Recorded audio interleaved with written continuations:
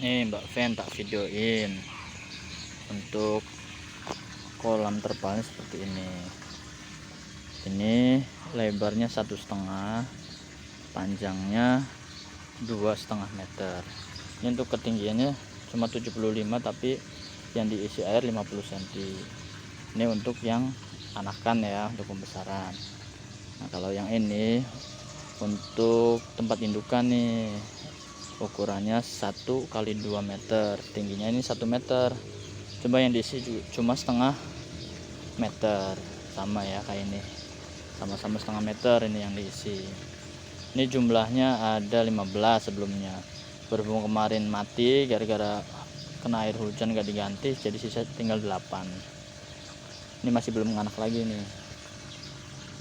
Nah untuk settingan airnya seperti apa, ini pas waktu ganti air baru keseluruhan ya, ini diisi pakai air kali Mbak, pakai air kali, jadi masih ya butek lah airnya, coklat.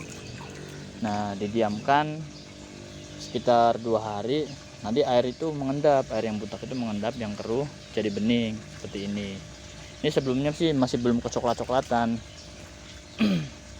Ini karena udah sekitar 1 mingguan jadi warnanya berubah seperti ini.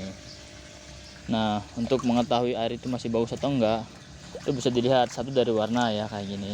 Tadi sebelumnya sih waktu masih di sana itu lebih butek lagi karena aeratornya tak kencengin gitu Mbak, jadi airnya ngaduk terus. Apakah kotor? Enggak juga gitu, kotor memang tapi kualitas airnya masih bagus. Dikarenakan apa?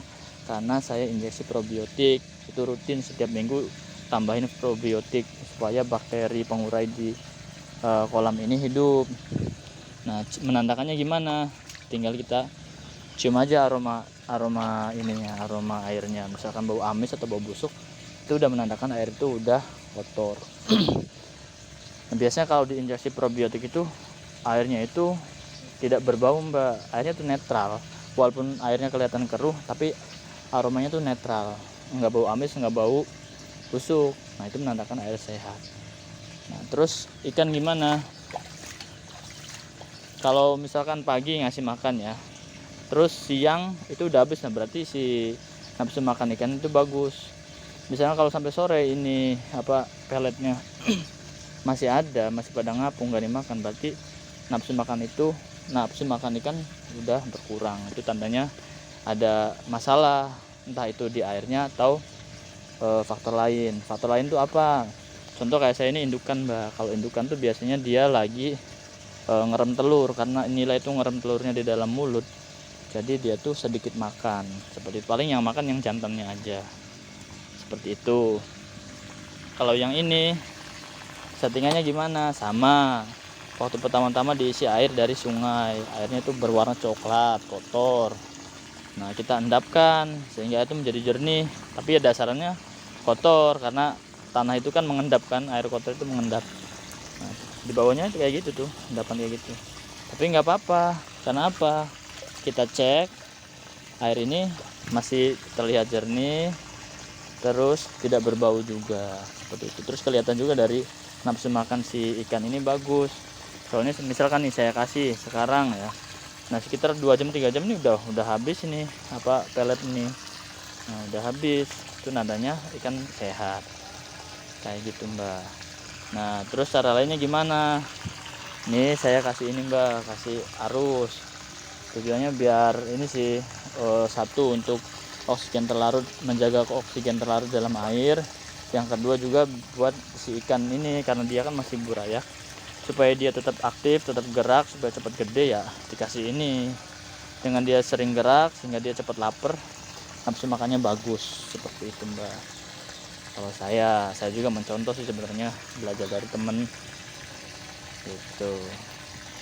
Bisa pakai aerator ini ya, aerator itu gelembung udara. Bisa pakai air pompa air kayak gitu. Kalau saya tidak dijadikan sebagai filter, tapi dijadikan sebagai arus.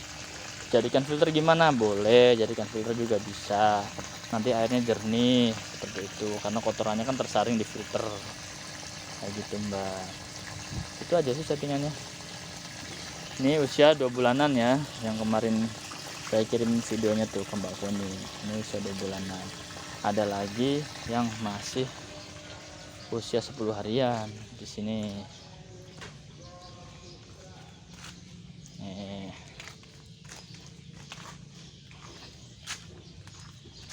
Sebelah sini. Nah, ini usia 10 harian tuh, masih segini, kecil segini tuh, satu jempol juga nggak nyampe, satu centik juga nggak nyampe, ini masih kecil. Nah, kita tunggu sampai usia 1 bulan atau 1,5 bulan, sampai ukurannya segede centik kayak gini ya, baru kita pindahkan ke pembesaran. Soalnya apa, pengalaman kemarin masih segini langsung dicemplungin ke tempat yang gede, ikannya pada mabok, pada mati yang ukuran kecil-kecil ini. Nah, untuk pakan buat burayak yang kecil ini apa? Kalau saya pakai pakan hidup. Ini Mbak, ini namanya kutu air, seperti yang sering saya posting di Facebook tuh. Nah, ini kutu air, ini pakan hidupnya. Bisa juga pakai cacing sutra gitu. Ini karena adanya kutu air dan gratis, saya pakai ini. Kalau misalkan lagi nggak ada, saya beli cacing sutra seperti itu. Ngasih makannya pagi sama sore, udah cukup itu aja. Kalau yang sebelah sini ini cupang ya Mbak. Nah, ini ikan cupang tuh, udah segini-gini tuh cupangnya. Ini masih belum berubah warnanya, masih kecil-kecil. Ini kalau cupang dikasih makan jentik nyamuk.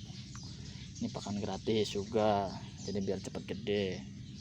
Nah, ini yang udah mulai mutasi warna, nanti warnanya bakal berubah dia. Nah, ini tadinya biru, ini berubah jadi kayak gini gitu Mbak. Nah, contoh yang udah mulai mutasi. Kalau yang cupang seperti ini tuh, nanti bakalan kayak gini, berubah warnanya tuh merah. Ini jenisnya cupang koi galaksi tuh. Ini yang ada telurnya tuh betina itu. Kalau yang dasinya panjang jantan. Ini kebanyakan betina, yang jantan dimasukkan ke toples. Udah gitu aja sih, mungkin itu aja sih sharingnya Mbak. Barangkali ada yang ditanyain ya silahkan tanyain.